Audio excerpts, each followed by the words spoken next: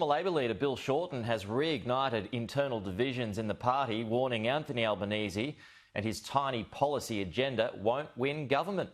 Joining me now is Labor MP Joel Fitzgibbon. Joel, good to see you. Thanks for joining us this morning. So what did you make of his intervention over the weekend?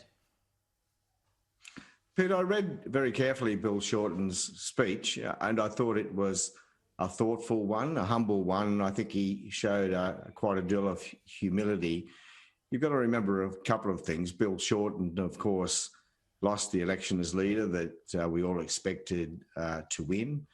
And I know that he's learned from those mistakes. I mean, he was encouraged in the interest of collective unity to be taken to policy positions, very progressive positions, both on climate change and on wealth redistribution, which did him and the party significant harm. And I do believe he's learned from that. He's expressing a frustration that we're not now doing better. And of course, he was launching a book in which all of the authors were either expressing concern about the party's performance or warning the party or reminding the party not to walk away from its traditional base. They spoke about, of course, working people, blue-collar workers, those who wear the high vis, people of faith, who we've traditionally, particularly in multicultural communities, been very close to and supportive of, those who feel that we're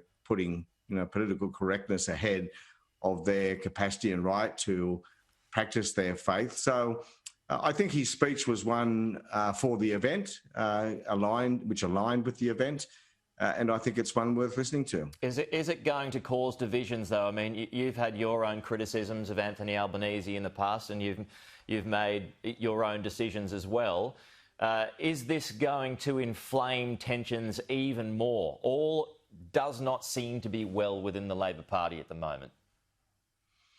Just the opposite. I hope it drives us towards a point of unity and agreement on the things that will matter so much when the next election comes around. We want to win that election, Pete, not for winning the election's sake, but because millions of Australians rely upon the Labor Party to form a government from time to time. We haven't proven to be very good at that in recent years. So I think that it will cause more people, and I welcome more people speaking out about some of the challenges we face, but in particular, the need to put Labor back into the Labor Party and get back to our traditional base and the reasons we were formed in the first place. Speaking of interventions, Anthony Albanese has written a letter to Scott Morrison and he's asking him to basically take Kevin Rudd and John Howard on board and use them to try and help mend Australia's relationship with China.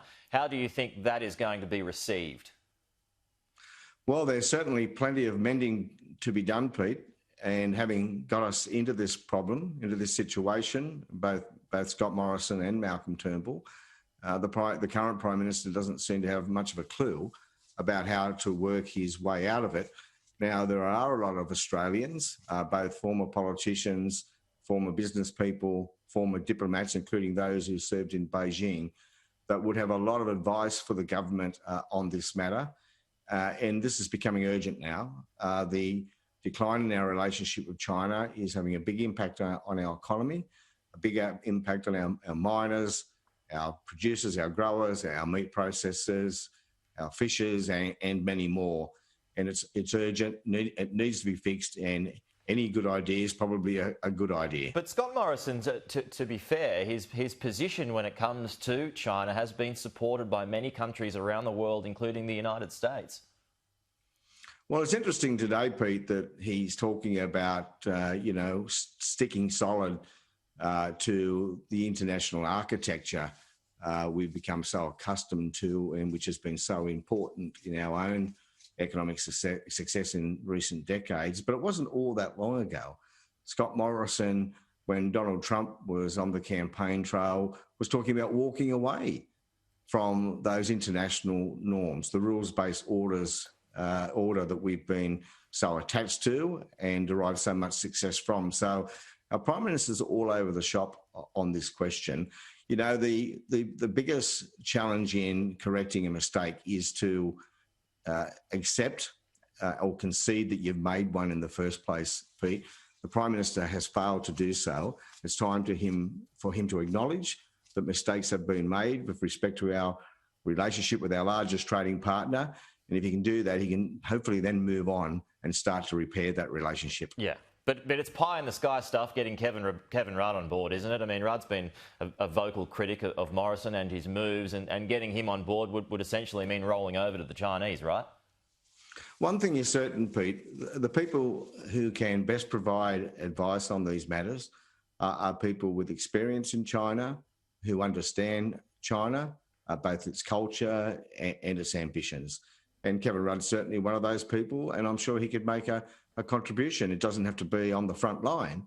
It could be, behind the scenes, helping the Prime Minister to better understand China's culture and its economic ambitions. There is going to be an announcement today. Our weapons are being modernised. Basically, it's going to mean, among many other things, it's a $1 billion spend. Our Navy is going to be able to use missiles that can basically hit targets from 1,500 kilometres away.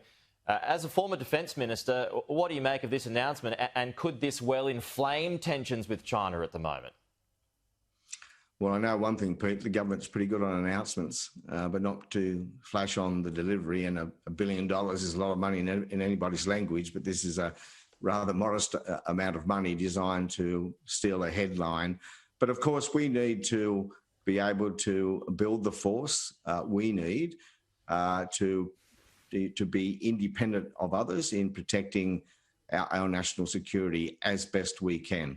And that's been a commitment from governments across both political persuasions for a long, long time to come, for a long, long time. And, it's an area where we need to continue to have a very, very high level of bipartisanship. But it's our language and how we explain things which is really important, Pete. When I did the 2009 white paper, we didn't even make a reference to China, but Beijing expressed its concern about some of the language, and we dispatched a senior official to Beijing to talk them through that white paper. Now, these days, the government ministers, not even the Prime Minister, can pick up the phone to someone in Beijing. So this relationship has to be fixed. And just finally, Joel, on speaking of language, it's Australia Day tomorrow. You're well aware, just as everybody is, about the debate around change the date.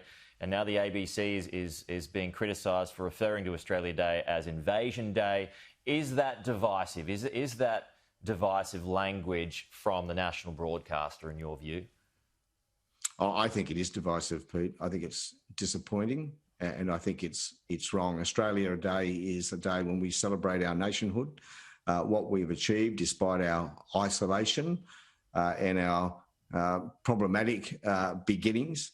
And it has to be a unifying day, a day when we come together, recognise the mistakes and recommit ourselves to fixing the legacies which have been left by those mistakes. But moreover, a day when we celebrate the enormous achievements we've made, and we want to do it all together.